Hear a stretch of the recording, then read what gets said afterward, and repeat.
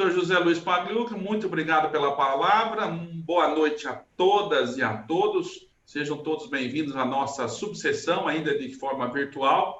Quero agradecer mais uma vez o trabalho dos coordenadores, doutor Elton Velasco, à frente da Comissão de Direito do Processo Civil, doutor Davi Quintiliano, coordenador da Comissão de Direito do Trabalho, da nossa subseção, todos os colegas integrantes destas comissões, os amigos e amigas aqui presentes.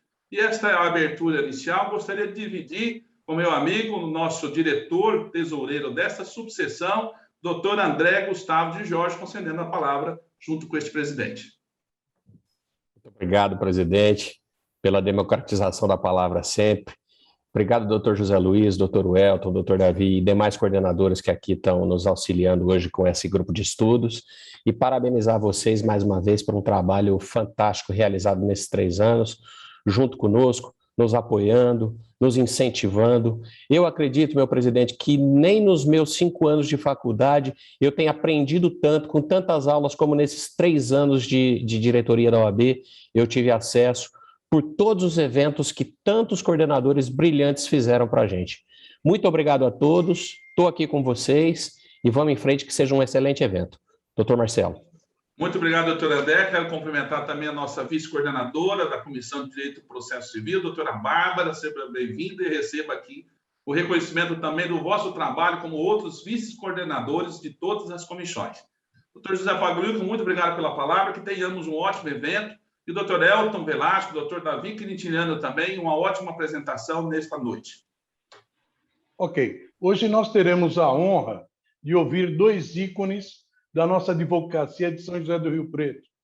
O nosso grupo de estudos online, promovido pela nossa 22ª subseção de São José do Rio Preto, tem a honra de trazer o Dr. Welton Rubens Volpe Velasco, pós-graduado pela PUC de São Paulo, mestre em Direito pela Unimar, coordenador da Comissão de Direito Processual Civil da OAB de São José do Rio Preto, professor nos cursos de graduação e pós-graduação de processo civil, advogado na subseção de São José do Rio Preto. Dr. Davi Quintiliano é advogado e sócio fundador do escritório Nascimento Quintiliano e Medeiro Advogados Associados, especialista em direito material e processual do trabalho, coordenador da Comissão do Direito do Trabalho da OAB de São José do Rio Preto. Irão apresentar o tema tutelas provisórias e sua efetividade no processo civil e processo do trabalho, onde com certeza iremos aprender muito nessa noite. Com a palavra os doutores. Boa noite a todos. Estou vendo aí muita gente entrando. Fico feliz por receber o convite do Dr. Davi, um grande amigo. Ele tem essa mania besta de falar que eu era chefe dele, nós éramos parceiros de escritório, mas fico muito feliz pelo convite e óbvio que eu não poderia negar esse convite. Prontamente passei para a doutora Bárbara, passei para todo o grupo lá da Comissão de Direito Processual Civil. É um tema que eu sou suspeito, né? Falar sobre a efetividade das tutelas provisórias é um tema que teve, vamos dizer aí, 70% de aplicação na minha dissertação do mestrado, né? Porque eu gosto muito de efetividade processual. E fiquei feliz, estou feliz por esse evento, né? E passo a palavra ao Dr. Davi, e assim, como eu costumo sempre falar, eu gosto mais do grupo de estudo de uma forma, assim, mais informal. Isso daqui é um bate-papo, o próprio nome já fala, né? É um grupo de estudo, então eu não tenho razão em tudo que eu falo, o Dr. Davi, então, assim, está aberto a todos para a gente ter um bate-papo sobre o tema, porque todos aqui advogam, então todos têm experiências aí com tutelas provisórias, seja no âmbito do direito civil, seja no direito do trabalho ou outras áreas. Então, deixo a palavra aberta a todos e a todas para que a gente possa ter uma noite aí de estudo.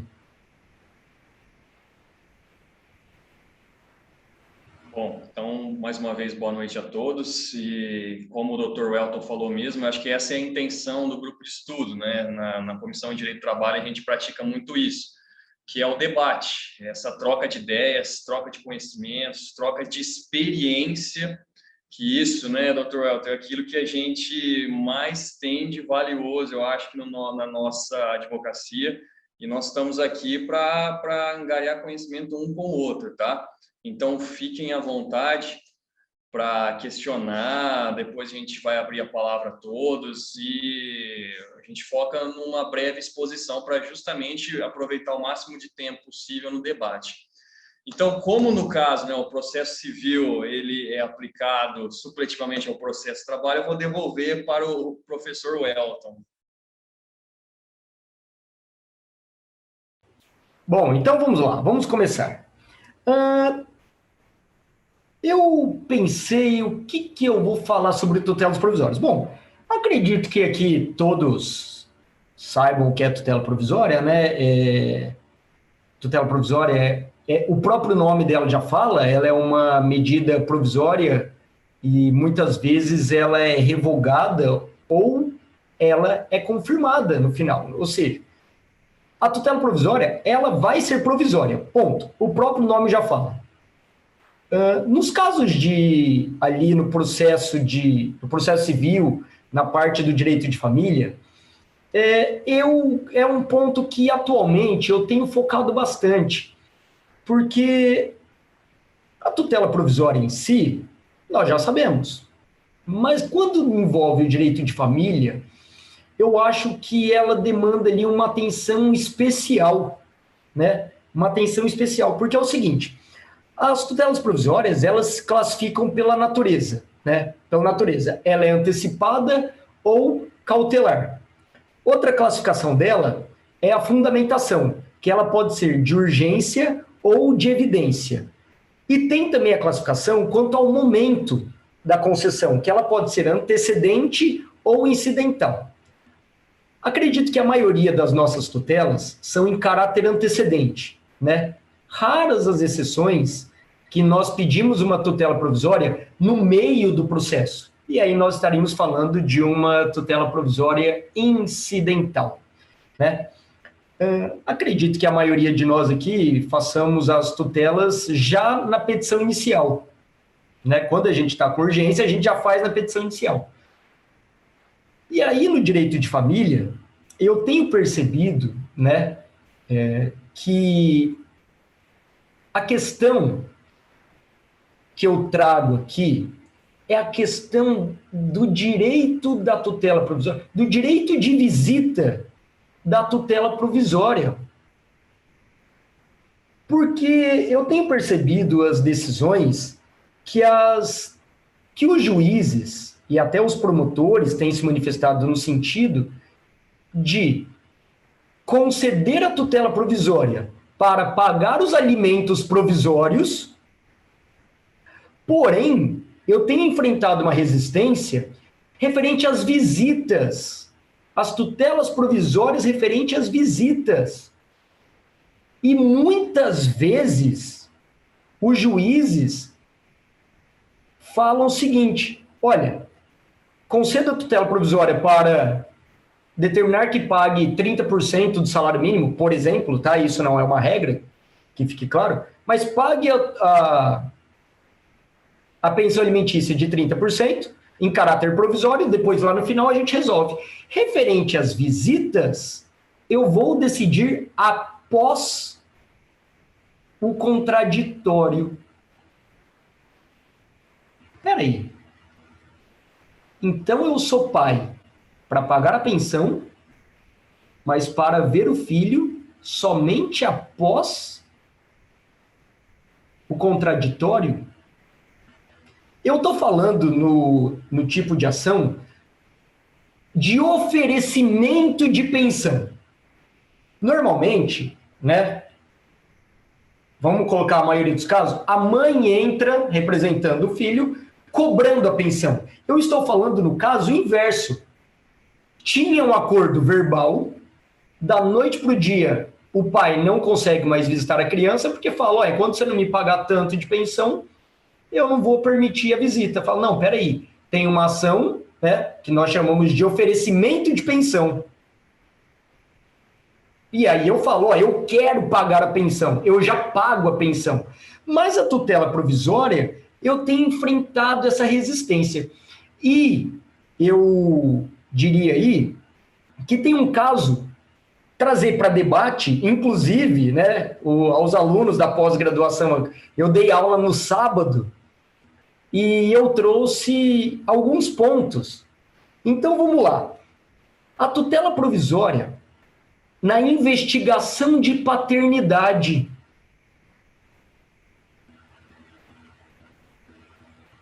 e eu queria ouvir dos colegas as opiniões, porque é o seguinte, a partir da hora que eu peço uma investigação de paternidade, será que eu, representando o pai, tá? Até então, o pai, eu peço uma investigação de paternidade, só que eu peço uma tutela provisória de visita. E aí nós entramos numa parte muito complexa, porque é o seguinte, eu tenho dúvidas da minha paternidade. Ora, se eu tenho dúvidas da minha paternidade, por que eu quero visitar a criança, ainda que de forma provisória? Porque depois do exame, depois da sentença, aí é muito fácil. Olha, é pai? Sim, então vai visitar. Não, não é pai. Aí vai entrar a questão do registro ali afetivo e etc. Mas a questão da tutela provisória, nesse caso, é muito interessante. Apesar do pai, até então ele é pai, apesar dele ter criado o filho e depois, numa discussão com a companheira, ele levanta a hipótese da investigação de paternidade, e eu fui estudar, na semana passada eu acabei tendo um caso parecido, e eu fui estudar referente às tutelas provisórias. E o tribunal tem entendido, o tribunal aqui de São Paulo, ele tem entendido que a tutela provisória, na questão de visitas, não é cabível. Ué, como que você quer visitar uma criança que você acha que não é sua?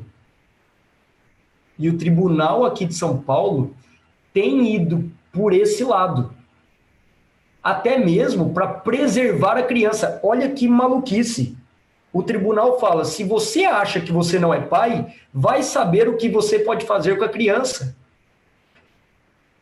Totalmente questionável a aplicação da tutela provisória e da sua efetividade aqui.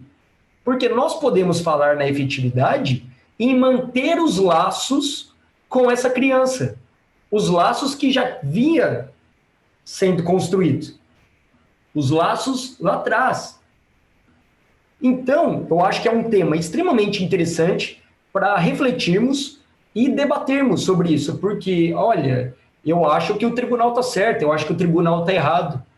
Então, a tutela provisória, eu acho que atualmente, hoje, eu tenho estudado muito referente a essa parte de família, tá?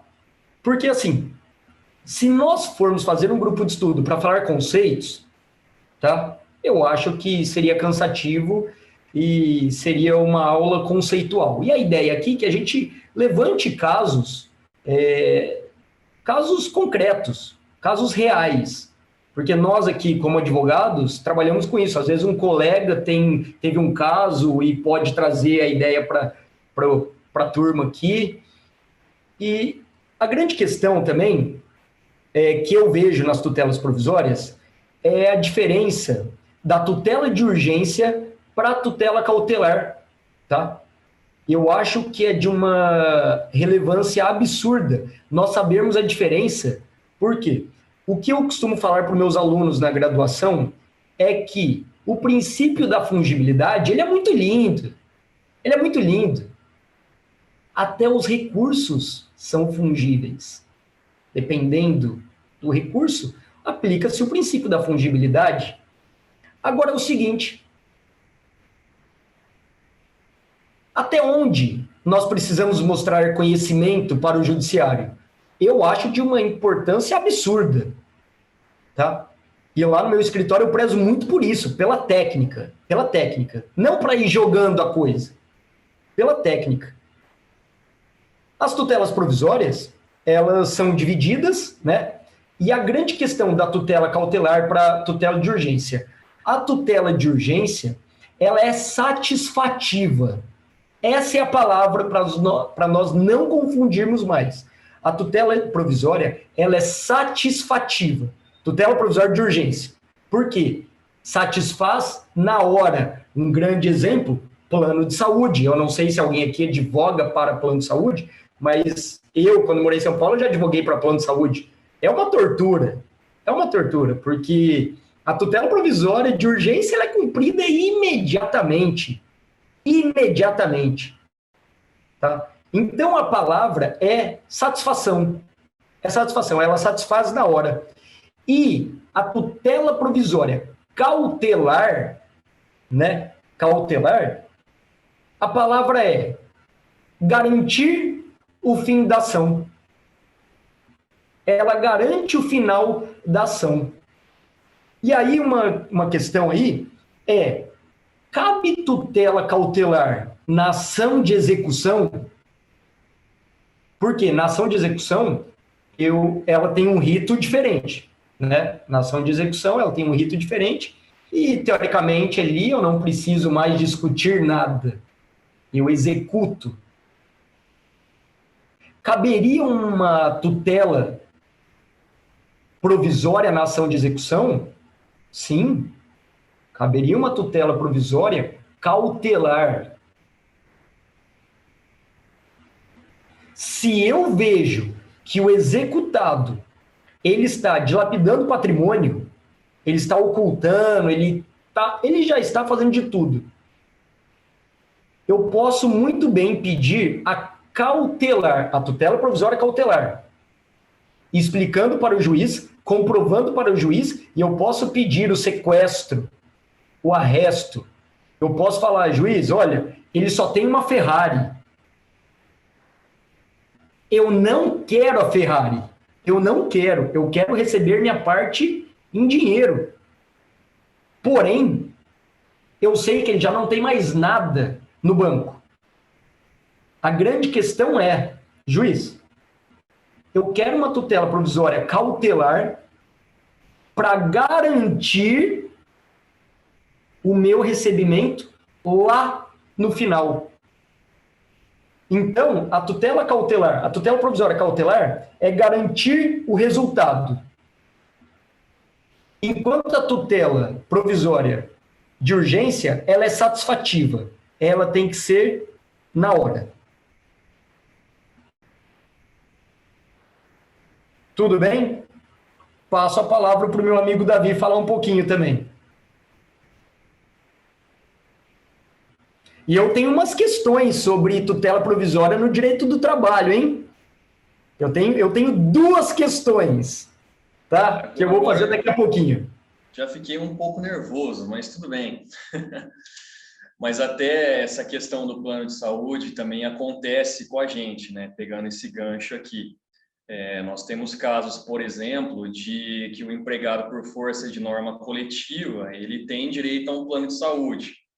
E a partir do momento que ele é dispensado sem justa causa, geralmente os empregadores cortam o plano. Então, tem casos, por exemplo, se ele comprova que ele está em tratamento, eu já vi vários julgados, né, de neoplasia maligna, de câncer, então ele concede ali a tutela urgência para isso, né?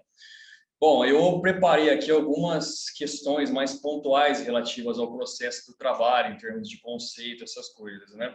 Porque pelo artigo 769 da CLT, todo CPC ele acaba vindo, e obviamente, né, pelas diretrizes principiológicas, né, do processo do direito processual e material do trabalho, elas se aplicam aqui, tá? Então, nós vamos ter algumas previsões expressas na CLT, no artigo 659, nos incisos 10 e 11. que falam, né, que é possível ser concedida a medida liminar no caso de transferência dos empregados do seu domicílio sem a sua anuência.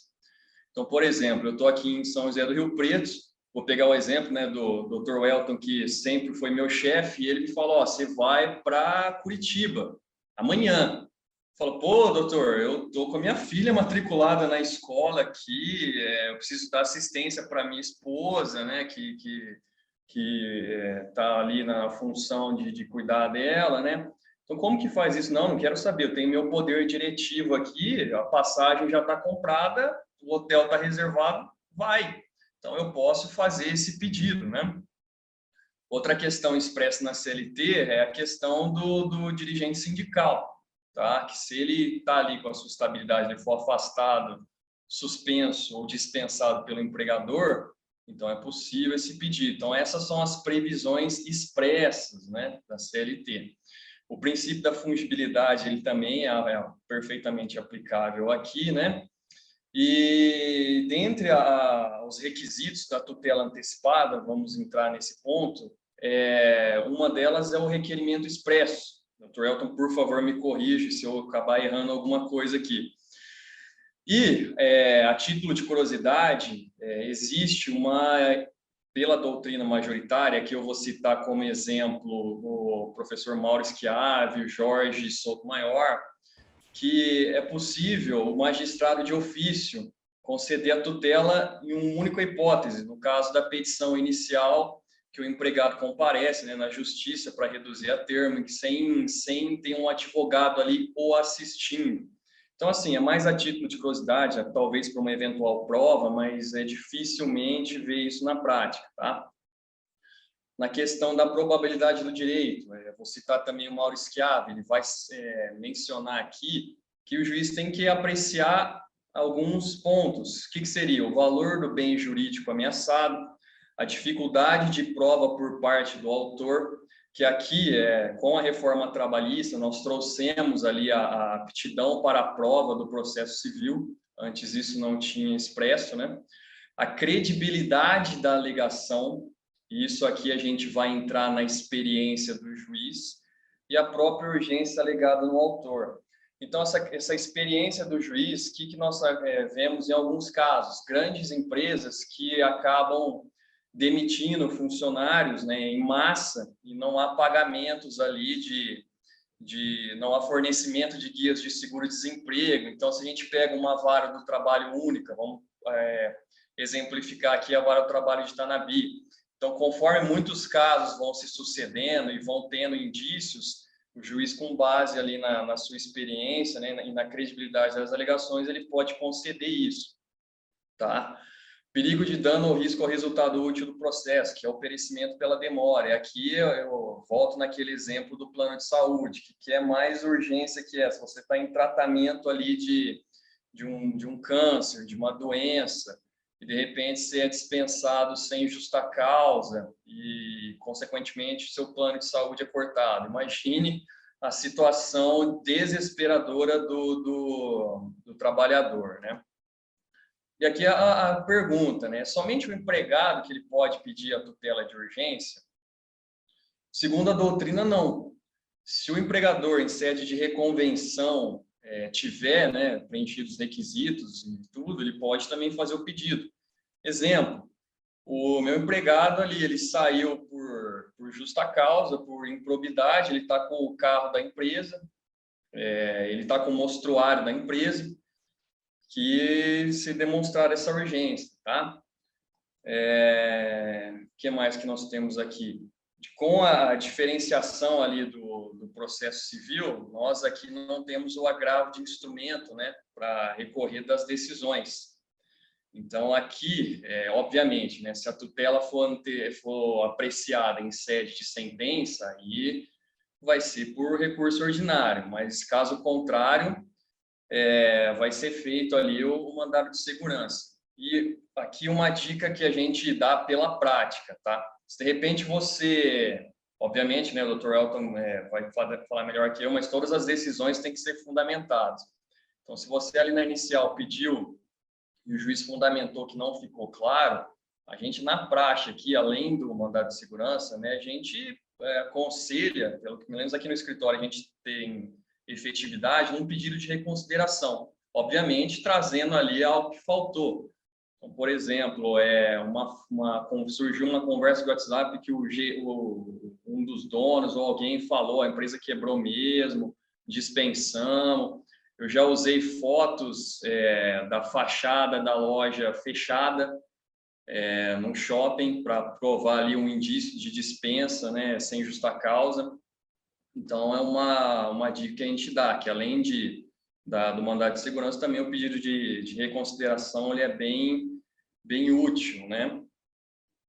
A execução da tutela antecipada o juiz pode usar de todas as medidas coercitivas também no processo de trabalho, né? Inclusive em casos de obrigação de fazer ou não fazer, fixar multa diária, então todas essas questões, né? E as tutelas cautelares da mesma forma, né? Eu estou até correndo um pouco aqui para a gente conseguir dividir um pouco o tempo. Inclusive, arresto, a gente vê muito antecedente. O Dr. Cássio Tenani estava presente aqui, ele advoga para sindicatos, a gente vê muito isso, principalmente em casos daquelas terceirizadas, né?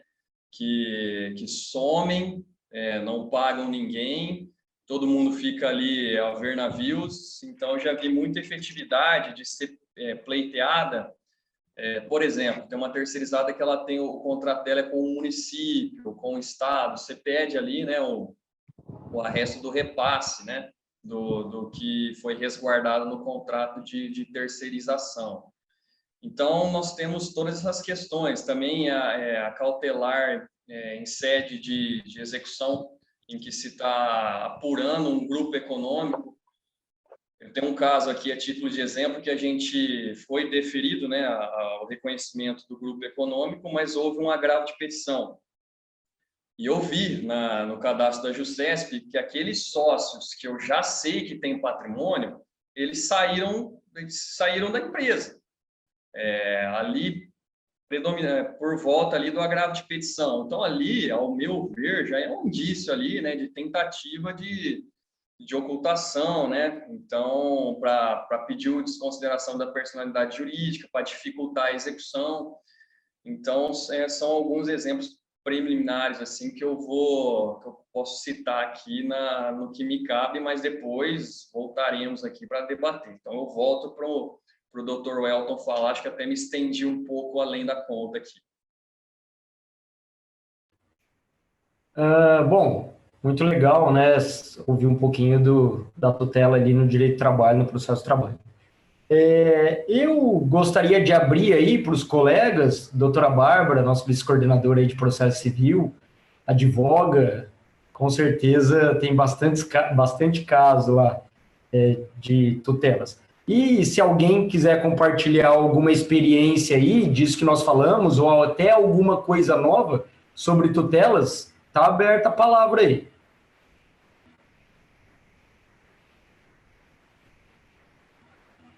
Enquanto isso, eu gostaria de deixar uma pergunta aqui, né, já que isso é um bate-papo, eu gostaria de perguntar para o Dr. Davi, que é atuante na Justiça do Trabalho, e eu confesso que eu advoguei muito pouco na Justiça do Trabalho, mas algumas coisas me chamaram a atenção. E aí eu separei duas perguntas. A primeira pergunta é o seguinte: Dr. Davi Quintiliano, por que é tão difícil conseguir uma simples tutela provisória / liminar para dar baixa na CTPS? Por que é tão difícil uma simples baixa na CTPS em sede de tutela? Bom, vamos lá. Assim, dependendo, eu acho que vai mais da questão probatória, tá, doutor Wellington? Isso aí também, aqui, o grupo de estudos, para a gente também não monopolizar as palavras, né? Nós temos grandes ícones, vou parafrasear aqui o doutor Pagliuca, como o próprio presidente aqui, né, o doutor Evandro e tudo mais. Mas eu acho que fica mais na questão probatória, porque, por exemplo, se você tem ali um aviso prévio, né, uma prova de um aviso prévio, eu acho que é possível você pedir ali a baixa em sede de tutela de urgência, porque ali também nós vamos na credibilidade do juiz e nas demais apreciações. Eu acho que é fato notório que o empregado com a carteira aberta, sem a baixa, ele tem dificuldade ali em algum emprego. Então, ali, se você tem uma prova pré-constituída, é possível sim. Ah, não tem um aviso prévio, não tem documento nenhum. É possível também requerer aquela oitiva prévia, né? Uma produção prévia ali para estar sendo provado isso. Porque se é uma empresa que está quebrando, sumiu do mapa, isso acontece muito em terceirizado.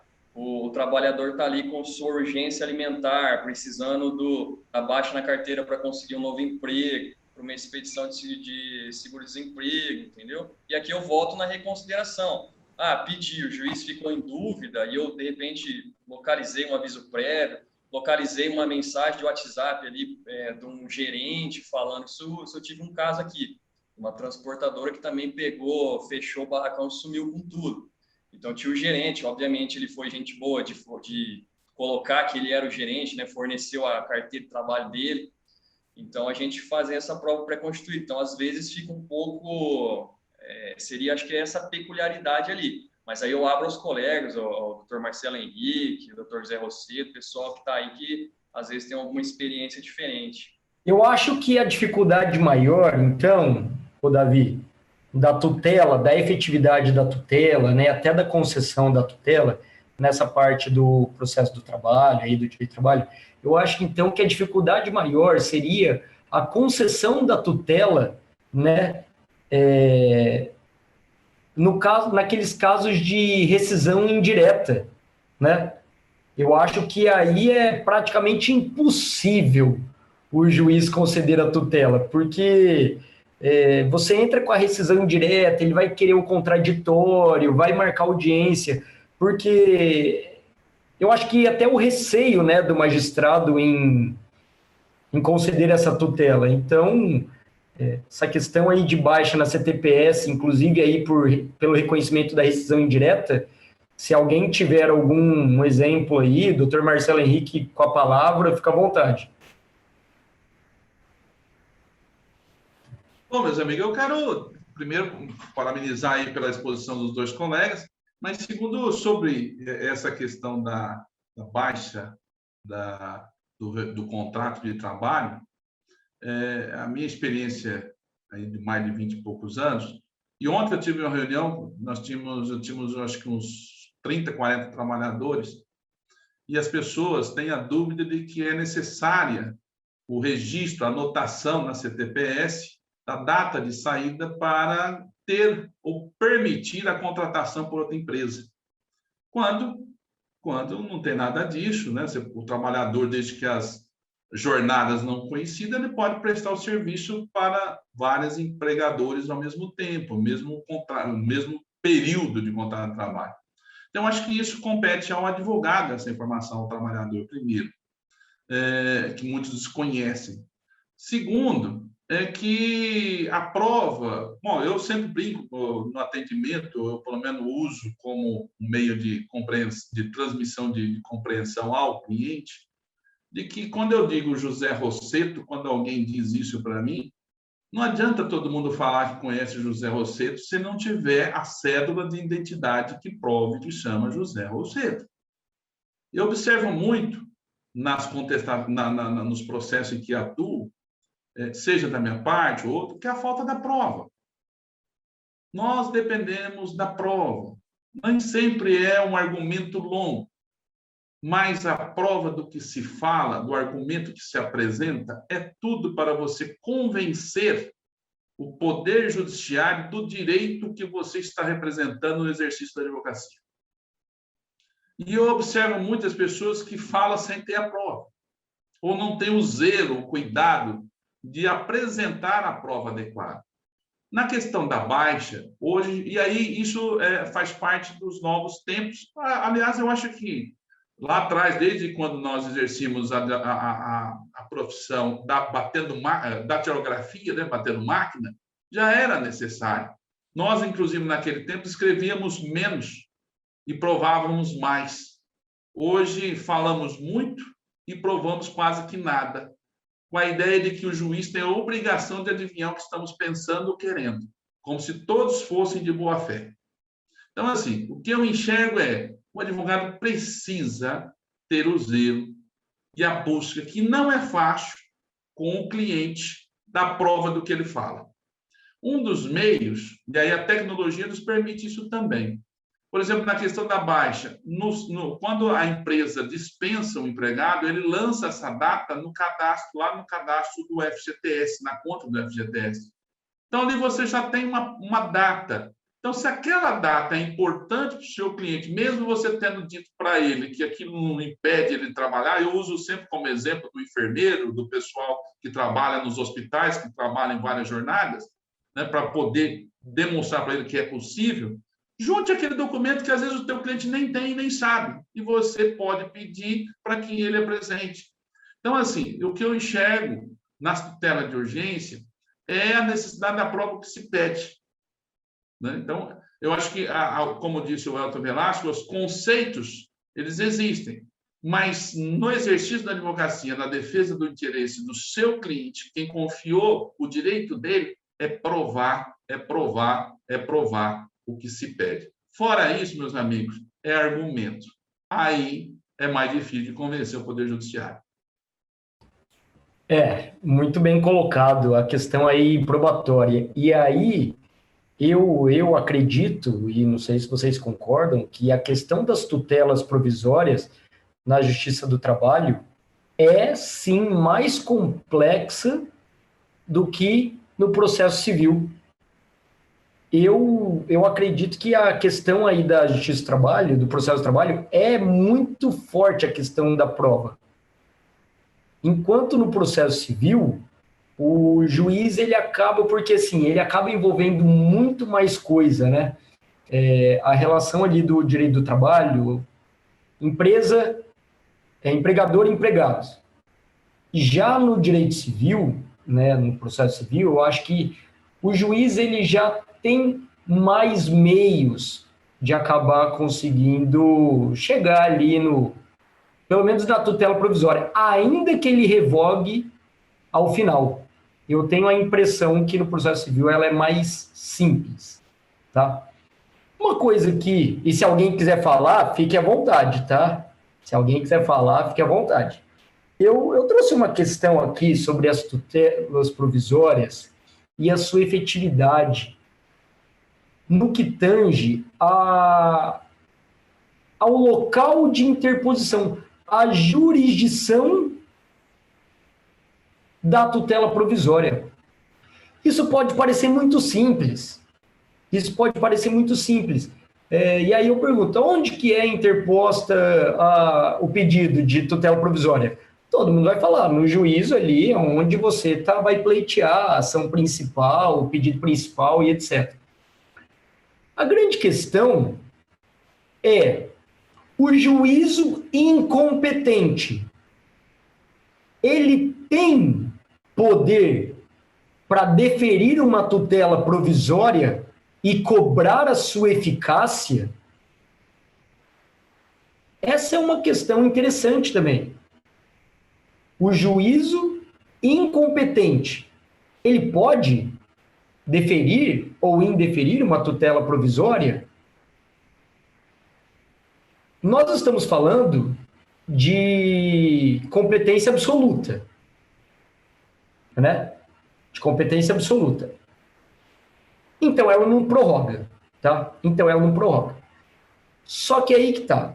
Nós aqui moramos em São José do Rio Preto. Acredito que a maioria São José do Rio Preto. São vários juízes. Vamos supor que uma cidade pequena tem apenas um juiz.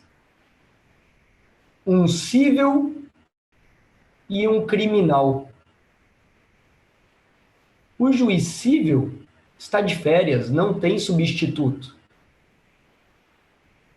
Só que eu preciso de uma tutela provisória de urgência.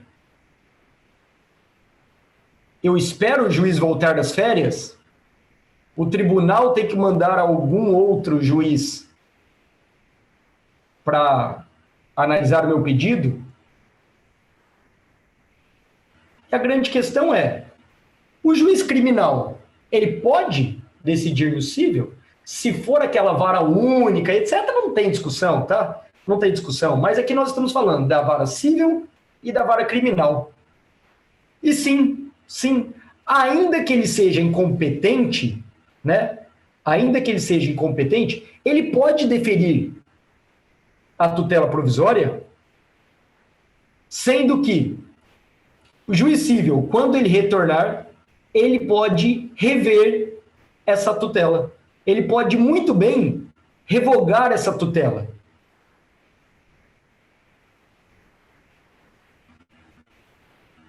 Então, assim, se nós pensarmos que o juiz criminal, ele é incompetente para dar tutela no cível. Só que eu sempre dou o exemplo na graduação, eu sempre dou o seguinte exemplo aqui. Eu fui prestar um concurso.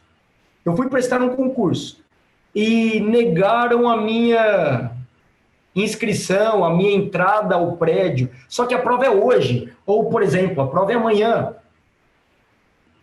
Será que o juiz criminal ele pode dar essa tutela provisória? E será que ela será efetiva?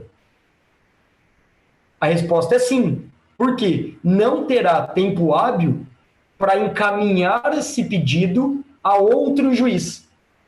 Então, se coloca em risco a efetividade da tutela, o juiz incompetente ele pode conceder, só que depois ela será revista pelo juiz competente, podendo confirmar ou podendo simplesmente revogar. E essa questão do concurso é clássica. Esse exemplo do concurso é clássico, porque você não tem tempo, a prova não vai ser aplicada para você depois. Ainda que defira uma semana depois, 2 dias depois, ela não vai ser efetiva. Ela não será efetiva.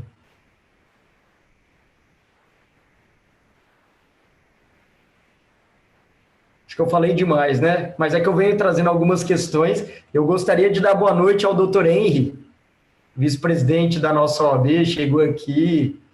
Só peixe grande hoje. Pessoal, está aberto. O espaço está aberto aí para quem quiser compartilhar alguma coisa sobre tutelas provisórias, fiquem à vontade. Então, deixa eu aproveitar aqui, já que você me cumprimentou, uma ótima noite a todos e a todas, meu querido amigo Elton, muito obrigado aí pela menção, meu querido amigo Davi também, os palestrantes da data de hoje. Como sabem, eu tinha um outro evento da seccional que estava agendado bem antes, mas eu falei por lá assim, precisamos acabar logo, porque tem um evento muito mais interessante do que ficar me ouvindo falar lá na subseção e, portanto, já encerrei, já saí correndo, assim, não dá para ficar por aqui não, tem coisa melhor acontecendo na subseção. Quero comentar nosso querido presidente, meu amigo Marcelo Henrique, e, aliás, presidente, receba o abraço do presidente Caio e do presidente Rogério Cury, ambos mandaram no evento que eu estava agora, lhe cumprimentar e cumprimentar na sua pessoa toda a nossa subseção, todos os queridos amigos e amigas que eu vejo aqui presentes hoje.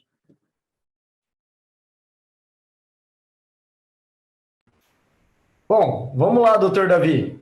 Vamos lá.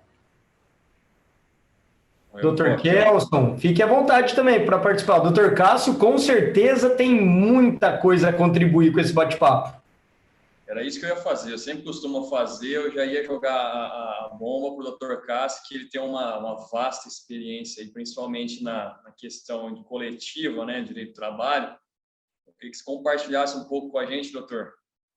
E ele tava com cara de quem queria fazer pergunta mesmo. Tá bom. Estão me ouvindo? Não estão me ouvindo, né? Estamos sim. Tá bom? Estamos sim. Então, vamos lá. Eu, infelizmente, perdi boa parte do que nós discutimos agora há pouco, porque, na realidade, eu tive problemas de conexão. Então, eu estou entrando aqui praticamente às cegas, eu não sei o que já foi dito. Mas eu tenho muito problema com relação à estrutura de antecipação de tutela, principalmente na estrutura coletiva. E vou dar um exemplo, que foi o exemplo inicial que o Davi nos colocou, que era com relação ao plano de assistência médico hospitalar. que é tradicional de estruturas coletivas, praticamente em toda norma coletiva nós temos uma referência a essa garantia, a esse benefício que é concedido aos trabalhadores. Na categoria que eu represento, professores, isso está há muitos anos, isso já foi consolidado há mais de 25, 30 anos.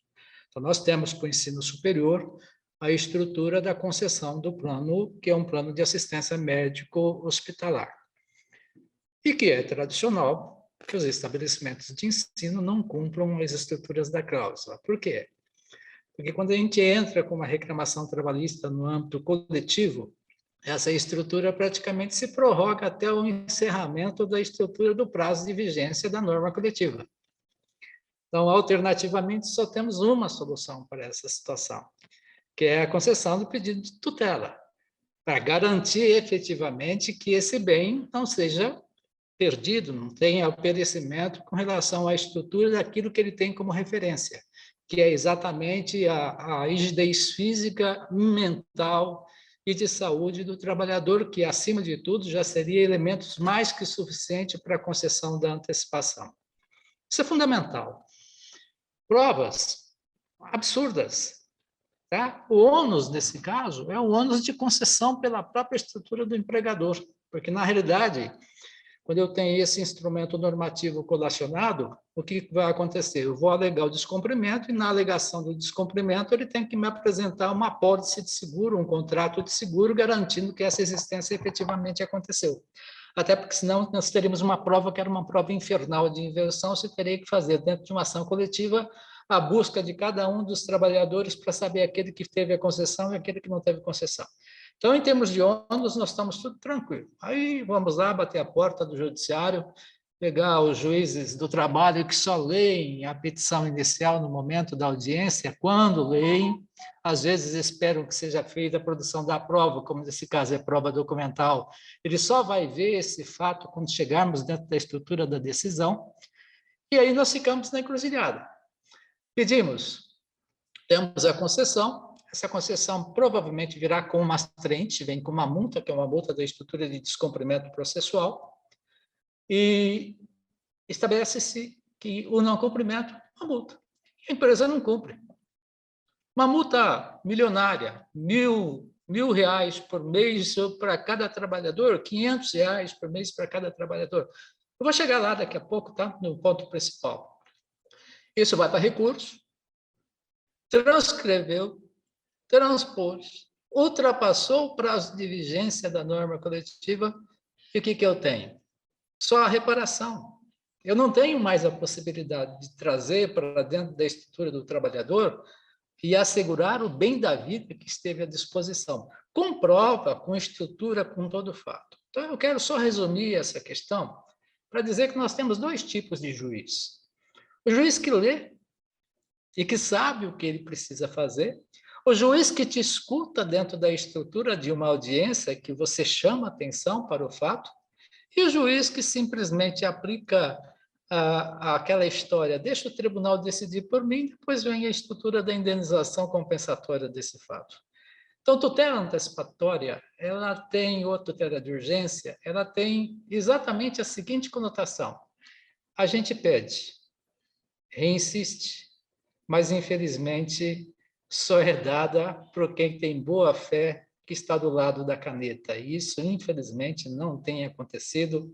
Eu tenho sofrido consequências com relação a isso, porque, vamos lá, e se eu tenho uma perda de vida ao longo desse tempo? E se eu não conseguir trazer para essa pessoa a possibilidade da assistência? Quem são os responsáveis por isso? Que quer queira, quer não. A estrutura do judiciário também assume o corpo de responsabilidade pelos atos que são praticados. Até que ponto que nós podemos chegar nessa extensão? Então, a tutela, infelizmente, ela é muito difícil de ser caracterizada de uma forma muito tranquila. Como bem observou o Dr. Wells, nós temos o seguinte, na civil, eu tenho um pedido, 2 pedidos. Na trabalhista, eu tenho um elenco de pedido com uma variedade imensa de estruturas que podem estar agregadas e usufruindo praticamente as mesmas razões de pedido. E elas são várias. Então, eu acho que falta um pouco, talvez, de maturidade para a estrutura do judiciário trabalhista, no sentido de se preparar um pouco melhor para aquilo que ele tem dentro da mão. Acabei de fazer uma audiência essa semana na terceira vara de São José do Rio Preto, e eu tive que explicar por 5 vezes seguidas qual que era a estrutura do que se estava discutindo no processo, porque o juiz não estava entendendo. Uma ação de comissão, porque ele não leu antes. Então, deixa eu deixar a provocação aqui para vocês, que tecnicamente, estruturalmente, aquilo que nós temos com relação à tutela, absolutamente tranquilo, o Código Civil, praticamente com a reforma, nos deixou isso absolutamente sossegado, tranquilo, não há muita discussão. É só uma questão de oportunidade, tempo, conveniência dentro da estrutura de distribuição das suas faces. Mas e do outro lado? Onde que nós vamos chegar? Como que nós podemos fazer para dar efetividade a essa estrutura do CPC? Essa talvez seja a regra principal que a gente tem que debater enquanto coletividade de operadores do direito, enquanto juristas dentro dessa questão, de fazer com que haja algo que seja efetivamente colocado em discussão para saber o que é que nós temos para poder resolver, principalmente na seara trabalhista. Então fica essa provocação. Todo mundo conhece? Todo mundo sabe, todo mundo pode pedir. Infelizmente, o poder da caneta está do outro lado e eles sequer estão lendo aquilo que nós estamos escrevendo, mesmo que sejam 10 linhas. Fica para vocês. Bom, que aula, hein, doutor Davi? Que aula, hein? Vamos colocar o nome do doutor Cássio lá no folder da OAB. Muito obrigado pela participação, doutor. Isso eu que agradeço. Aproveitando, né, óbvio, doutor Hélio, doutor Christian, todo mundo que quiser participar, né, fique à vontade. Mas eu queria só fazer um parênteses. Eu falo pouco, viu? Doutor Elton, só pela ordem, doutor Evandro Luiz parece que levantou a mão, parece que está pedindo a palavra. Boa noite, pessoal. Só estava aplaudindo doutor Cássio, gostei da fala dele. Resumiu bem a coisa. Só isso, não pedi a palavra, não. Parabéns pelo evento. E aqui eu gostaria, doutor Evandro, fique à vontade, viu? Fique à vontade, fortalece nossa comissão aí de processo civil, hein? Né, doutora Bárbara? Doutora Bianca, tem o doutor Paliuca, que é a comissão, a gente precisa de força. Eu faço parte das duas comissões, de trabalho e processo civil. Então, estou em casa aqui, tranquilo, muito obrigado. Que bom. Aproveitando a fala do Dr. Cássio, eu queria compartilhar com vocês, tá? Uma questão aí que ele levantou muito importante. A questão é como nós conseguimos essa efetividade, né? Como? E aí eu compartilho com vocês aqui, aproveitando esse seleto grupo, a minha dissertação do mestrado. Eu confesso que eu, como processualista, eu me preocupo muito com a efetividade. Quando eu ganho uma ação e não consigo receber, para mim, é a morte. Porque não foi efetivo. O processo não foi efetivo. E eu trouxe na minha dissertação do mestrado, e eu vou só comentar aqui com vocês, e depois nós podemos até fazer um grupo de estudo, só que aí a gente começa 1h da tarde, tá? Para a gente falar bastante. Eu trouxe a questão, porque o meu orientador, ele dá aula nos Estados Unidos. E ele me sugeriu o tema, que é aplicação do contempt of court nas tutelas inibitórias. O Instituto do Contempt of Court é o desrespeito ao tribunal, que é um princípio aplicado lá nos Estados Unidos, na Common Law, onde visa minimizar o desrespeito. Aí vocês vão falar, Welton, mas aqui nós temos lá no Código Penal o tipo que fala quem não cumprir uma ordem de funcionário público, descumprimento ao funcionário público, desobediência. Aqui tem, mas que a gente sabe que não serve para nada. E na minha defesa do mestrado, até uma professora que estava na banca, que é pós-doutora, ela falou, ela já começou falando, olha, eu vou mandar te prender. Se você defender isso, eu vou mandar te prender. Isso foi assim, aos 5 minutos da banca. E eu falei, não, vamos lá. E a minha defesa, doutor Cássio, a minha defesa como processualista é defendendo, pasmem, enquanto todo mundo briga contra a prisão civil, fique claro, eu não defendo a prisão civil, tirando o caso ali da pensão, mas eu defendo a prisão nas tutelas inibitórias, onde nós pedimos uma tutela provisória, o juiz dá uma tutela inibitória. O que seria a tutela inibitória? Seria aquela obrigação de fazer, não fazer, entregar coisa certa, ou entregar coisa. E uma ordem judicial não é para ser descumprida. Ela pode ser questionada, ela pode ser recorrida, mas não descumprida. E a minha tese do mestrado, e eu escrevi míseras 137 páginas sobre isso, é a aplicação desse instituto americano na nossa legislação. Para muitos, com certeza que a maioria deve estar pensando, você é um maluco? Você quer prender as pessoas? Não, que fique claro, não é uma prisão pelo não pagamento da condenação. Que fique claro, não é uma prisão pelo não pagamento da condenação. E não é uma prisão punitiva. É uma prisão coercitiva. Olha, faça isso, cumpra a tutela provisória. Se você pensar que isso é muito maluquice, vamos refletir do seguinte ponto. O juiz fala, cumpra a tutela provisória sob pena de multa de R$1.000. Eu não tenho onde cair morto. Eu vou descumprir.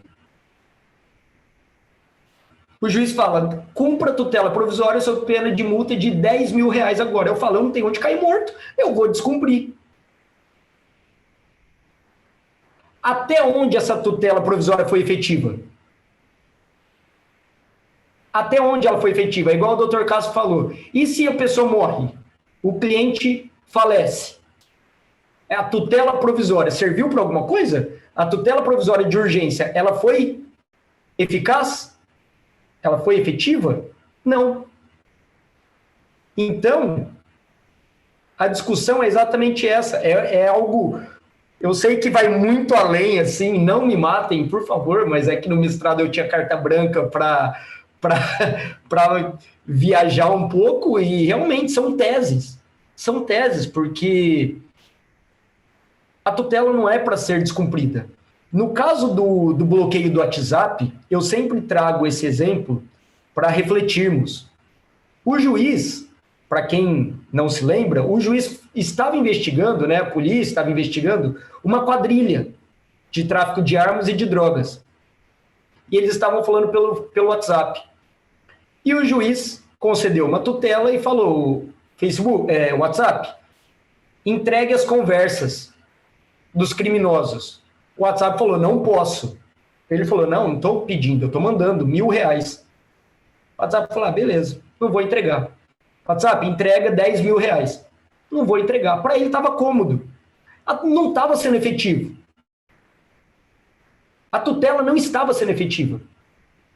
Até que o juiz falou o quê? O artigo 139, inciso 4º, se eu não me engano, fala das medidas coercitivas. A tutela não estava sendo efetiva. O juiz falou o quê? Se você não entregar, eu vou tirar do ar. E para finalizar, porque se deixar eu vou ficar aqui um tempão, né, eu adoro esse assunto, e peço até desculpa para o doutor Davi. E aí eu pergunto, o juiz passou do ponto ao tirar o WhatsApp do ar? Aí vocês podem pensar, ele está prejudicando toda a coletividade, mas espera aí, acabar com uma quadrilha, tráfico de droga, tráfico de arma, não é pelo bem da coletividade? E uma última pergunta também, assim como o Dr. Castro terminou deixando um pensamento, eu vou deixar um pensamento aqui. Para aqueles que acham que o juiz exagerou para o cumprimento da tutela, e se fosse foto da sua filha menor de idade sendo estuprada que está vazando pelo WhatsApp? Será que seria exagero tirar do ar o WhatsApp? Ou será que o exagero é só quando me atinge? Quando não me atinge. Então, nós precisamos refletir muito sobre a questão da eficácia da tutela provisória.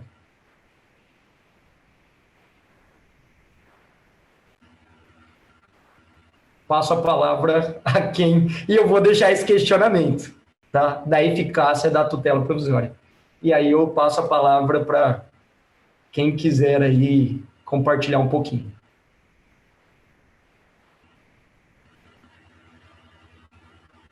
Eu achei sensacional a tua tese. Eu acho que a gente podia já aprofundar o estudo, levar para ser debatido mais para o legislativo, mas é bem interessante. Mas só para uma questão de ordem, eu acho que o presidente queria falar um pouco antes e o Dr. Hélio Martins também tinha levantado a mão, tá? Então, fiquem à vontade. Doutor Davi, é exatamente fazer referência ao doutor Hélio Martins, que me parece que levantou a mão para fazer uso da palavra. Sim. Boa noite a todos, presidente, toda a diretoria, vice, o Henrique, doutor Elton, doutor Davi. Eu só queria fazer uma observação quanto à primeira pergunta do doutor Elton com a questão da baixa da CTPS, né? Que nós, quando solicitamos uma tutela de urgência de um trabalhador em que a empresa foi baixada, liquidada, enfim, encerrou suas atividades, sai o alvará para esse trabalhador requerer esse seguro-desemprego, sacar o FGTS, e que também é o intuito do advogado ver se esses valores levantados, e aí nós não damos tanta importância para a baixa da carteira. Então, isso daí seria só ao final do processo em que o juiz determinava que a secretaria desse baixa na carteira. Agora, com a pandemia, a Justiça do Trabalho passou esse encargo para o advogado. Então, eu já tive casos, né, nesse ano de 2021, em que o juiz, na sentença, autorizou, né, eu, como advogado, a dar baixa na carteira. Então, eu tive que ir lá com o carimbo, com a minha OAB e tal, e aí vem o questionamento do cliente. Doutor, como que eu vou apresentar essa carteira com o carimbo de um advogado? Eles vão saber que eu ajuizei uma ação contra um empregador, e isso aí pode vir a me prejudicar. Aí vai dar orientação, imprimir a sentença, entregar para o cliente, falar, isso você guarda, quando você for questionado, está aqui, você apresente. Então, mais um encargo que a Justiça do Trabalho passou para o advogado, dar baixa na carteira e fazer toda essa orientação. Era isso que eu queria deixar pontuado. Muito obrigado.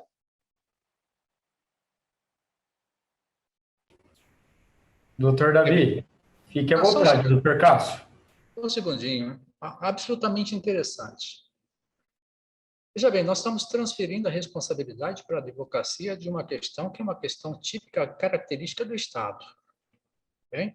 O máximo que o Estado poderia fazer é emitir uma certidão e essa certidão ser entregue diretamente ao trabalhador para que, no momento oportuno, quando ele tiver as suas estruturas ou as suas relações focadas para a questão previdenciária, ele possa fazer uso dessa certidão.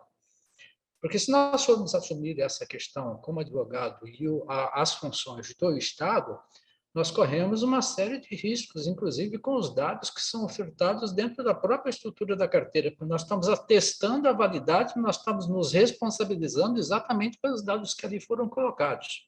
Então, é uma situação bastante complexa. Eu me negaria absolutamente a fazer qualquer tipo de anotação nesse sentido. Manda para a secretaria, manda uma certidão, hoje está muito fácil, essa certidão pode ser emitida, comunique à Previdência Social através da estrutura do CAGED, feita a comunicação do CAGED, isso automaticamente vai para a carteira digital, e na carteira digital vai estar constando todas as estruturas que são suficientes para essa questão. Não acho que devemos assumir essa responsabilidade para começar, tá? A questão que envolve essas transferências em função da pandemia também me preocupa. Não é só a questão de tutelas, é a questão de como a gente está conseguindo administrar as questões que são típicas de Estado com aquelas que são características das nossas relações como operadores do direito. Isso está preocupando, porque, na realidade, há efetivamente uma zona de transferência para essa situação, como se nós tivéssemos que solucionar o mundo. Nós somos simplesmente os representantes para levar essa situação de problemas ao judiciário. Tá? É o judiciário, é o poder Estado, é o juiz Estado que tem que nos respaldar dentro daquilo que nós estamos pedindo. E muitos deles, infelizmente, estão tirando, desculpa a expressão, da reta. E isso a gente não pode deixar.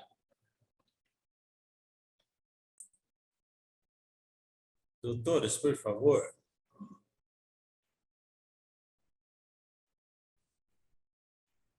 Vou falar, doutor Davi? Pode falar. Pode falar, nós estamos ouvindo. Eu queria falar nesse caso que o doutor Hélio Martins levantou e o doutor Cássio Tenani confirmou a preocupação. De fato, isso tem acontecido nas audiências que não tem tido a baixa. Eu já tive uns 3 casos esse ano, onde o juiz autoriza e determina que eu, simples advogado, faça a baixa. Eu questionei a magistrada. Eu falei, mas nós não temos o hábito de fazer isso, e isso é questão de escritório, agora nós estamos no lugar da empresa lá, e eles colocam ainda, né, os doutores sabem disso, que eles colocam lá que não se pode mencionar naquela baixa que isto foi discutido no processo judicial. Aí a gente fica preocupado em fazer isso, porque se nós cometemos qualquer erro lá, vamos nós responder por isso? Então, uma sugestão que eu deixar, todo mundo está deixando sugestão, presidente, eu vou deixar uma também, que a nossa ordem faça uma frente a isso para discutir esse tema que, como o doutor Cássio colocou, eu acho que ele é preocupante, porque é nos colocado uma responsabilidade e eu tenho medo, eu falo por mim, dos meus erros de colocar lá sem contar na caligrafia que não é tão bonita assim. Era só isso. Obrigado. Bom, pessoal, doutor Davi, são doutor 8h15. Hélio Martins, parece que está pedindo a palavra, doutor Hélio. Sim, né? Não, só para esclarecer que, assim, essas baixas que o juiz determina, justamente por questão das provas, como o doutor Marcelo pontuou, na própria sentença já vem a data, né, que é para a gente dar baixa na carteira, né? E aí a assinatura vai do advogado, mas já vem a orientação na sentença. Então, doutor Eudes, eu, né, orientei os clientes, imprimi a sentença e falei, qualquer problema, qualquer questionamento, você guarde essa sentença. Se precisar de mais alguma, pode voltar aqui que eu imprimo para não ter problema. Mas, assim, a preocupação maior, nós, como advogados, vimos que o cliente, o trabalhador, tem uma preocupação de ficar com a carteira sem dar baixa. Né? Essa é a preocupação do trabalhador, como ele vai levar uma carteira para um novo empregador sem que tenha dado baixa antes. Quer dizer, será que ele fugiu, aconteceu alguma coisa, foi uma justa causa, ele abandonou o emprego, e até esse trabalhador conseguir comprovar e conversar, porque muitas vezes um trabalhador com uma carteira sem baixa, ele fica até constrangido, né, de apresentar esse documento para um novo empregador. Então, essa é o meu questionamento aí, juntamente com o doutor Eudes, seria de imprimir a sentença e entregar. E aí, qualquer questionamento, colocar o escritório à disposição. Muito obrigado.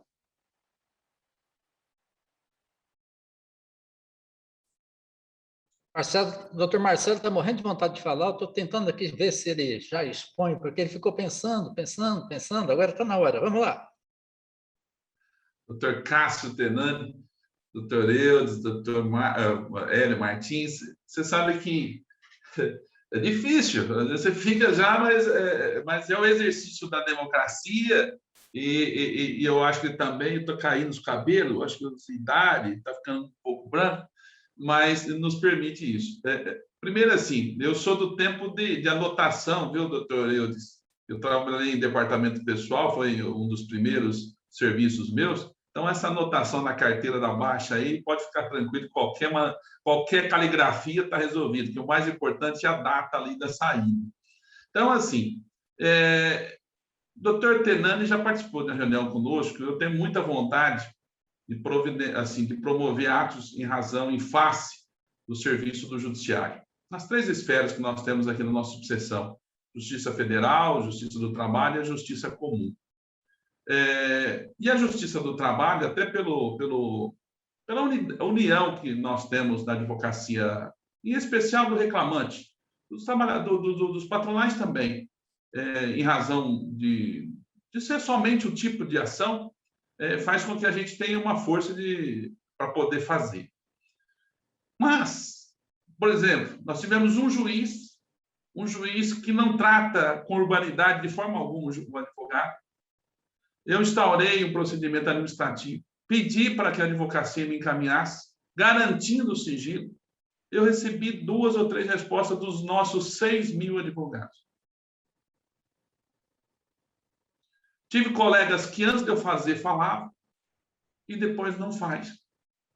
E não é uma questão de eu não fazer, é uma questão que eu não tenho prova daquilo que nós estamos falando aqui, às vezes, em reuniões. Como que eu, presidente de uma subseção com mais de 6.000 advogados, vou assinar um ato sem uma prova? Se eu estou falando para vocês de uma prova. E eu não estou pedindo aqui 100 de 6.000. Eu estou pedindo 3. E nós não temos. Então, assim, esse é uma da questão da Baixa, de determinação, vários outros. Eu estou falando de relacionamento, de falta de educação. Aquilo me deixa eu revoltadíssimo. Nos meus casos, como que eu vou pegar o meu caso? Inclusive, eu estou fazendo em alguns na Justiça Comum. Porque eu não tenho de outros colegas. Eu encontro com ele na rua, eu encontro no Natal, ele fala, mas na hora de encaminhar para mim um exemplo, e não é para que eu apresente para o juiz.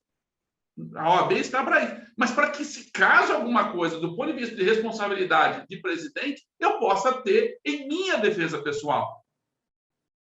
Somente isso. Nós temos o amparo da instituição. E como que eu vou para a corregedoria falar de um procedimento de um juiz que eu não tenho prova do ato? Eu não tenho. Nem para citar como exemplo. Então, assim, eu quero dizer para vocês essa questão não só essa questão de anotação, vários outros serviços estão sendo transferidos do judiciário para a advocacia.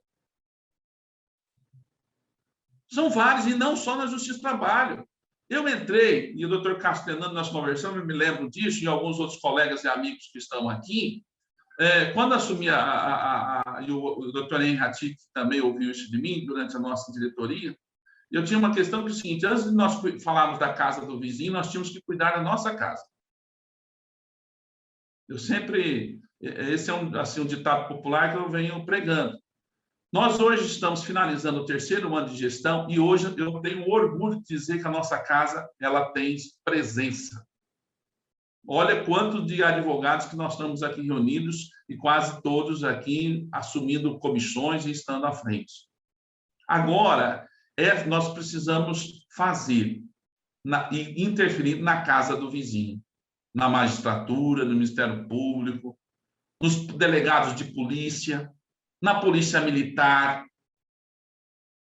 Nós precisamos. E nós estamos, eu tenho hoje a consciência, claro que tivemos a pandemia que dificultou, ainda que neste resto de mandato que me tenho, eu vou estar fazendo, já falei com o doutor Henrique, nós começamos a Justiça do Trabalho, eu tive agora de dedicar uma energia exagerada para finalizar, ainda não terminou a reforma da nossa casa, está me tomando muito tempo, para vocês terem noção, para poder fazer a sessão de solenidade de reinauguração, porque não era uma questão minha, mas era uma necessidade da seccional, da OAB São Paulo. Eu, meus filhos, minha esposa, o Henry também foi, outros diretores, fomos lá no final de semana para poder terminar.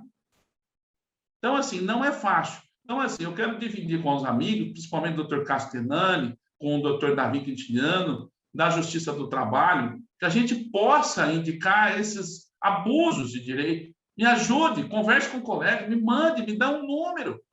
Mas para a retaguarda. Eu não estou pedindo, não vou identificar, não preciso disso.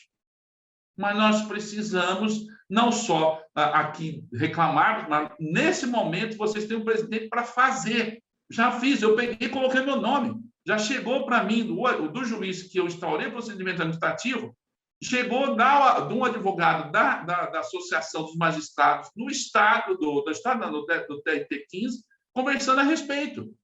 Não tem problema algum. Mas nós precisamos, meus amigos e amigas aqui presentes, contra o judiciário, me apresente número de processo. Se não quer falar, se acha que eu vou mandar, não quer mandar um e-mail, me ligue. Mas me dê um número. Eu preciso deixar guardado. Se acontecer alguma coisa, fazer. Só isso. Mas eu não estou conseguindo. E aqui divido com os amigos e amigas alguma outra fórmula, algum outro meio diferente do que eu estou falando, que eu possa fazer. Como sempre, estou de ouvidos aqui para poder aprender e agir. Que a vontade é de fazer muito mais do que nós estamos fazendo. Doutor Welton, doutor Davi, pela ordem, me permitam, então, já que o presidente mencionou, eu queria ter mencionado isso na minha fala no dia da reinauguração, mas acabou que eu não tive tempo hábil para isso. Sou testemunha deste presidente e da sua família, né, de descalços, de mangas dobradas, de calças dobradas, e plantando aqueles vasinhos que vocês viram lá fora, e limpando o chão, e limpando o vidro, e fazendo de tudo para que aquela inauguração acontecesse. Silvana, os filhos, Marcelinho, Pedro, as namoradas entraram na dança, eles levaram as namoradas para trabalhar lá também. Foi muito bonito de ver o presidente lá fazendo esse trabalho de mangas arregaçadas e levando a família inteira para fazer a mesma coisa. Presidente, eu tenho só que dizer parabéns pelos esforços que foram feitos até o presente momento. Há uma transformação da água para o vinho durante esse período de gestão, e que muitas coisas efetivamente começaram a fluir. Então, eu não gostaria que o presidente se sentisse isolado dentro dessa situação, porque, na realidade, eu vou dar o meu próprio exemplo para que a gente tenha mais ou menos uma paridade. Eu tenho 30 anos de movimento sindical, 22 como presidente de alguma entidade, ou de sindicato, ou de federação, ou de associação dentro dessa estrutura, e sempre no exercício para buscar da categoria que é absolutamente devidamente instruída, que tem a capacidade e o discernimento de dizer e fazer, para que apresente as mínimas coisas, os mínimos elementos dentro da estrutura para que a gente pudesse levar isso junto às instâncias necessárias. Eu, durante 30 anos, fiquei absolutamente sozinho junto desse fato. Todas as forças que foram negativas foram focadas sempre com relação à minha presença e à minha participação, nunca contra a entidade. Então, não era a entidade que estava fazendo, era a representação da presidência. Isso sempre vai acontecer, o ser humano tem essa característica, tem esse fato. Como é que a gente faz? A gente tem que superar essa questão. A gente tem que achar meios que são meios diversos, porque eles nos delegam um poder como se a gente tivesse esse poder absoluto, como se a gente tivesse a capacidade de solucionar para eles. Os nossos advogados dentro dessa estrutura nos colocam dentro de uma situação como se nós fôssemos os advogados deles. Há uma transferência de poder e de responsabilidade. Então, eu não gostaria que a presidência olhasse para esse ponto com relação a essa angústia.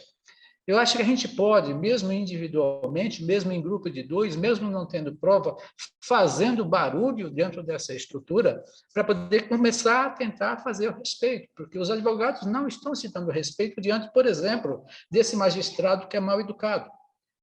Esse magistrado mal educado chegou um certo dia de uma audiência que eu fiz vários pedidos, que são pedidos praticamente com conjunção dentro das mesmas estruturas dos fundamentos, e ele ficou muito bravo comigo porque eu tinha feito muitos pedidos. Tá bom. Aí eu voltei e fiz, em outras ações, várias ações com um pedido só. E ele veio me questionar por que eu tinha feito muitas ações para aquela estrutura, porque eu poderia ter feito em uma só, porque eu estava tomando tempo de judiciário. Eu simplesmente disse para ele que essa era a função dele, essa era a obrigação dele, e que eu queria que ele me dissesse onde que está escrito que eu tenho que fazer a acumulação de pedidos. Está na norma da corregedoria. Está na norma da corregedoria, o caralho. Tá? Eu não preciso fazer acumulação de pedido, eu posso fazer uma ação individual para cada pedido. Eu estou fazendo aqui um favor para você, para que você não tenha muito trabalho e faça o julgamento dentro de uma estrutura única. Depois você me agradece. Tá? Depois desse dia, essa pessoa que nós nos representamos aí, fizemos praticamente toda essa estrutura para poder buscar essas provas, nunca mais alterou o tom de voz. Então, às vezes, todos os problemas que nós estamos passando é por falta de segurança. E aí vem um problema para a gente precisa implantar, a gente precisa colocar isso para o advogado, para ter essa segurança jurídica, no sentido de ter essa importância, de saber que ele pode questionar, que ele pode contestar, que ele pode exercer a prerrogativa que ele tem dentro dessa estrutura. Eu acho que essa é a nossa grande falha. E aqui eu, causa própria, eu vou me penitenciar, eu errei no movimento sindical profundamente. Por quê? Porque eu não ensinei os meus representados a buscar os direitos junto à Procuradoria Regional do Trabalho, junto à Corregedoria, junto às estruturas de denúncia do Ministério do Trabalho, junto a todas as instâncias que ele teria direito de fazê-lo. E aí, dentro dessa situação, por óbvio, o Ministério Público do Trabalho chamaria o sindicato para poder fazer esse fato. Eu fiz por eles. Então, esse foi o meu erro. Tá? E agora, dentro do que nós estamos colocando aqui, eu acho que a gente precisa começar a pensar um pouco em educação para o próprio advogado. O advogado precisa começar a ter essa segurança, para que ele possa fazer por nós aquilo que nós mais temos de precioso, a garantia das prerrogativas. E nós estamos perdendo isso porque os juízes estão achando que eles podem fazer o que querem, da forma como querem e no momento que eles querem. Isso não é real. Tá? Isso não é real. Então, vamos tentar pensar, em vez de um ato que é um ato agressivo, um ato de aviltamento, um ato educacional no sentido de demonstrar quais são os meios e quais são os caminhos que nós temos para poder chegar nessa meta que nós estamos buscando. Doutor Cássio, eu acho que nós estamos fazendo isso aqui. A questão de conscientizar a advocacia, de defender as suas prerrogativas, eu acho que vocês são testemunhas e agentes disso, que nós não tínhamos isso. Nós não tínhamos essa reunião que nós estamos tendo aqui com 18 pessoas que estão nos ouvindo aqui debater esse assunto. Não existia. Porque, primeiro, que você não conversava nem com o presidente, nem com a diretoria. E eu não tenho dúvidas que daqui para frente nós teremos sempre esse patamar de conversarmos e agirmos. Precisamos ampliar? Precisamos. Precisamos. E nós vamos ampliar graças a cada um que de hoje está aqui. Isso aqui que nós estamos conversando hoje, nós reunimos ontem foi a questão do trânsito. Praticamente todos os dias tem um assunto relacionado. Então, essa construção da consciência de que o advogado tem o dever de defender as suas prerrogativas, porque a ordem dos advogados do Brasil é cada um de nós. E juntos podemos fazer mais. Esse ato que eu estou dizendo desse juiz é só para demonstrar, eu estou usando de exemplo, que eu, como advogado, em 2016, eu pedi, junto com outros colegas trabalhavam comigo no meu escritório, um mutirão que fez com que realizamos todas essas audiências. Uns gostaram, os outros não. Mas nós realizamos. Temos outros problemas? Temos, então é possível. Então, assim, eu vejo que nós estamos avançando muito, doutor Cássio. Avançamos muito. Então, assim, vamos fazer mais? Vamos. Mas vocês são multiplicadores para os restantes. Nós estamos aqui em 18. Nós temos 6.020 advogados na subseção. Ou seja, além de nós temos mais 6.000 para fora. Nós temos, e é um trabalho de formiguinha mesmo. Jesus foi com 12 apóstolos. Ou seja, não precisa de muita gente. Não precisa de muita gente para a humanidade. Nós temos 80 comissões. Quantas estão efetivamente trabalhando?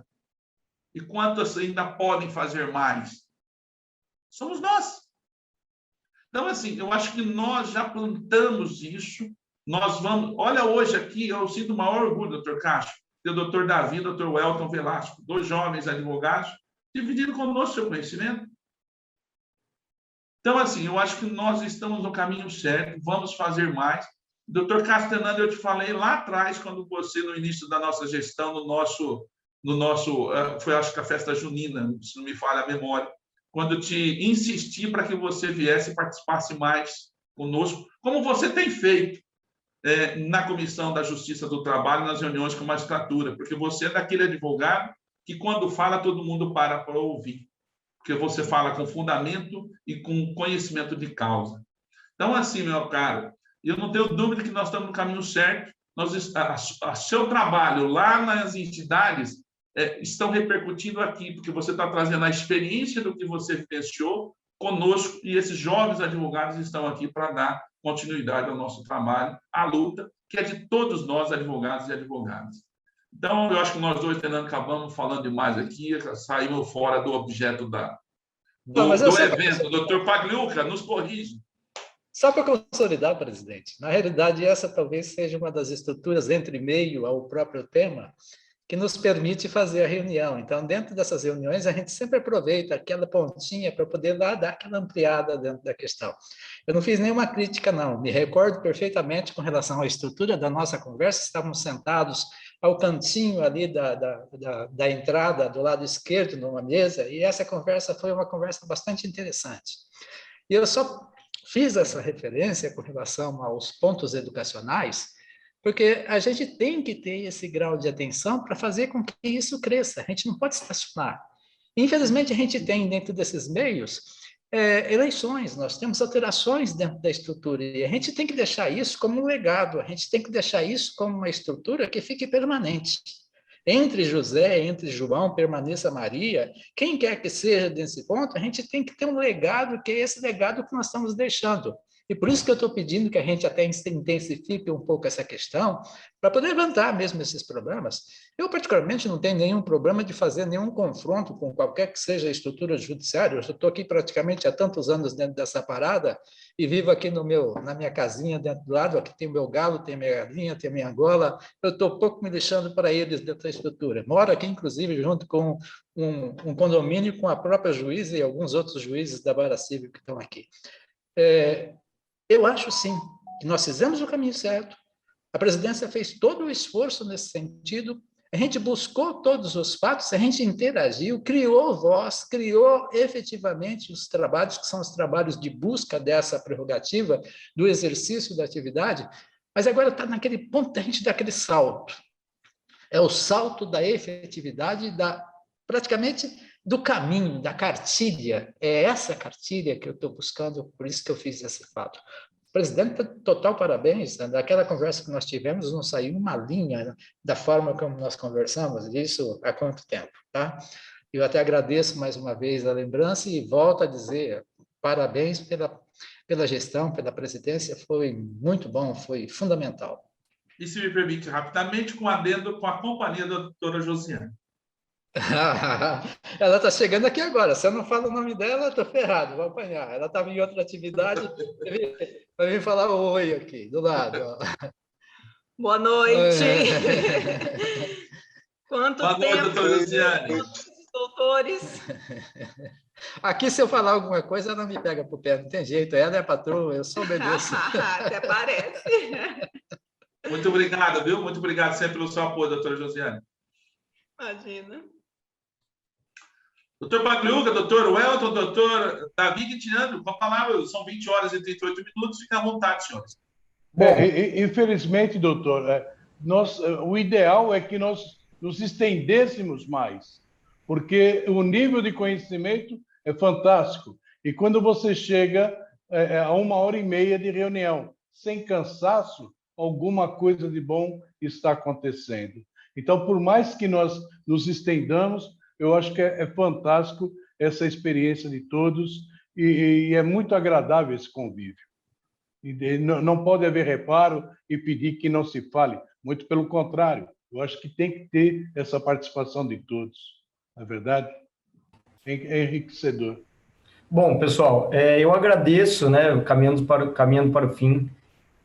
Se alguém quiser falar sobre o tema ou alguma outra coisa, tá liberado.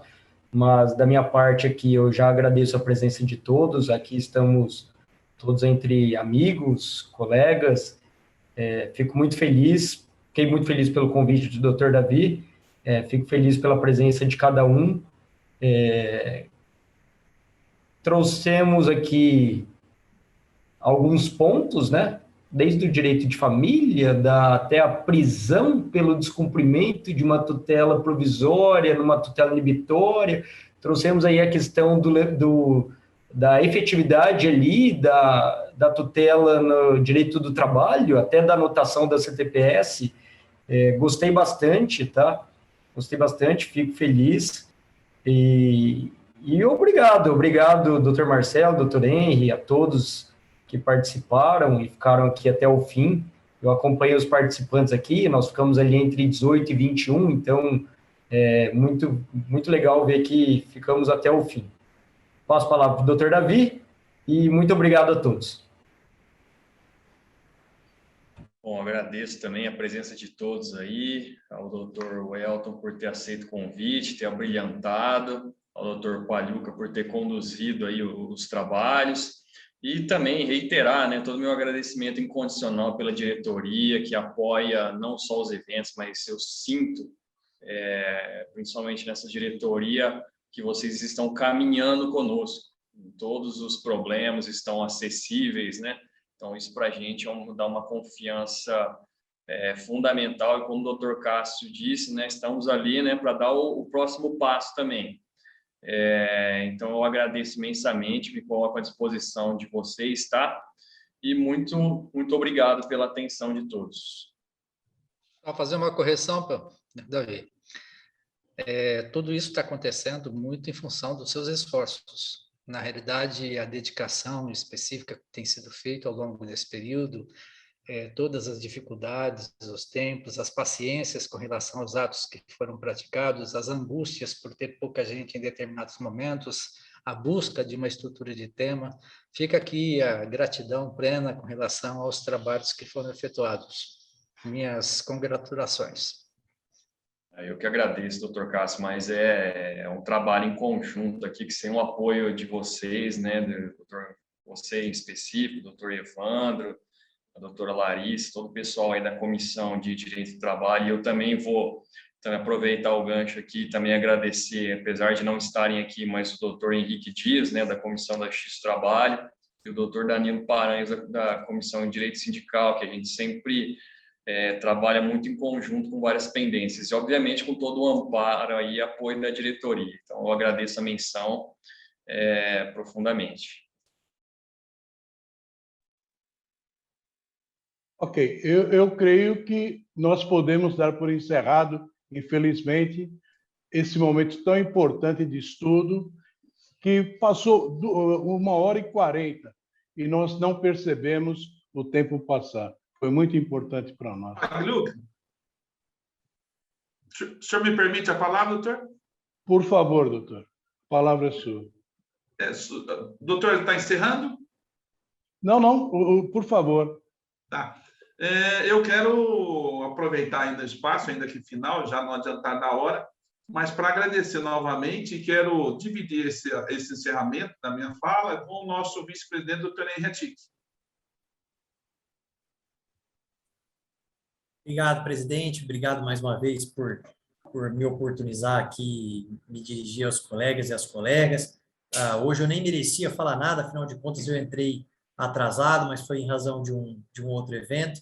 Então eu quero mais uma vez aqui, em primeiro lugar, saudá-lo, meu querido amigo, nosso grande líder aqui da 22ª subseção da OAB, bem como parabenizar o doutor Welton, o doutor Davi, pelas excelentes explanações, assim como a participação de todos, a condução aqui dos trabalhos do doutor Pagliuca, as intervenções do Dr. Cássio Tenani, Dr. Hélio Martins, Dr. Francisco Eudes, e com a presença aqui de todos que estão com a câmera aberta e fechada, citando aqui os com a câmera aberta, Dr. José Oceto, Dr. Christian Rocha, meu querido aluno, não falo ex-aluno, porque professor é sempre professor, aluno é sempre aluno, né? E digo isso com a maior humildade e honra e privilégio de ter vários alunos aí espalhados e trabalhando conosco nessa subseção. Da mesma forma, o Dr. Kelson, também outro querido amigo e querido ex-aluno. Não sei se faltou alguém, Dr. Francisco Eudes. E acho que falei de todo mundo que está com a câmera aberta. Então, muito boa noite, muito obrigado a todos e a todas. Obrigado, meu amigo. Eu quero, em nome da nossa subseção, agradecer a participação de todos, Dr. Kelson, Dr. Hélio Martins, Davi Quintiliano, Francisco Eudes Alves, Christian, Dr. Cássio Tenani, José Rosset, Dr. Elton, Dr. José Luiz Pagliuca, que com muito carinho sempre está participando dos nossos eventos. Quero cumprimentar também o Dr. Hermano, doutora Larissa, Dr. Nilo, doutora Cleide Camareiro, doutor Renan Brito, doutora Bianca Martins, todos que estão aqui presentes, em especial os coordenadores, cada um de vocês, porque isso que o doutor Cássio Tenani falou, do doutor Davi Quintiliano, eu sei, eu sinto que nós estamos aqui à frente, que essa angústia de realizar eventos, vai ter a participação, não vai ter a participação, o assunto vai chamar atenção ou não, mas nós estamos aprendendo. Por isso, doutor Cássio Tenani, que eu sinto a felicidade junto contigo, né? Eu sou assim, muito entusiasta do futuro, de que nós precisamos fazer para o futuro. Então, hoje estar aqui, doutor José Luiz Pagliuca, que está sempre, doutor Nilo Vieira, ele veio aqui quase todos os eventos que eu vejo o doutor Nilo aqui, ele não abre a câmera, eu consegui uma vez que ele abrisse a câmera, mas ele participa, e é um jovem advogado que deve ter aí o exercício de uns 30, 40 anos de advocacia. Olha lá, é um menino, e ele está aqui participando. Então, eu vejo aqui que nós assim, estamos construindo uma nova OAB. Né? Eu ouço de outras subseções que aqui é diferente, porque nós estamos conversando. Né? Então, fica aqui meu agradecimento. Eu sempre faço uso da palavra de agradecimento a cada um dos coordenadores e coordenadoras dessa subseção, porque nós estamos construindo um futuro que eu não tenho dúvida, não tem volta. A advocacia de São José do Rio Preto, ela vai ser unida e ela vai crescer cada vez mais. Nós estamos preparando uma grande ordem para enfrentarmos as dificuldades que teremos e vamos ter, faz parte da vida, do processo democrático, com outras instituições. Portanto, eu quero agradecer cada um. Doutor Nilo, o senhor vai nos dar a honra de falar uma boa noite? O senhor vai me dar essa honra? Boa noite, doutor. Isso é muito bom. Estou aprendendo, viu? Olha aí. Estou aprendendo muito. Você sabe que eu vejo o seu nome lá, falo, ó, doutor Nilo já está aí, já chegou, né? Obrigado sempre pela sua participação, sua presença conosco, viu? Muito obrigado. Bom, meus amigos, mais esse evento, doutor Pagliuca, posso encerrar? O doutor quer fazer alguma fala? Não, doutor, é uma honra que o senhor termine, por gentileza. Por favor. Então, pelo menos nesses finais de meses de nossa gestão, vocês vão ficar aí com as minhas declarações finais pela nossa 22ª subseção da Ordem dos Advogados do Brasil, seção São Paulo, São José do Rio Preto, pelas comissões de Direito do Trabalho, coordenada do Dr. Davi Quintiliano, pela Comissão de Direito do Processo Civil, Dr. Welton Velasco. Declaro encerrado mais esse evento e que tenhamos todos uma ótima noite, um ótimo descanso e que Deus abençoe cada um dos senhores e senhoras. Até mais, até a próxima. Fiquem com Deus.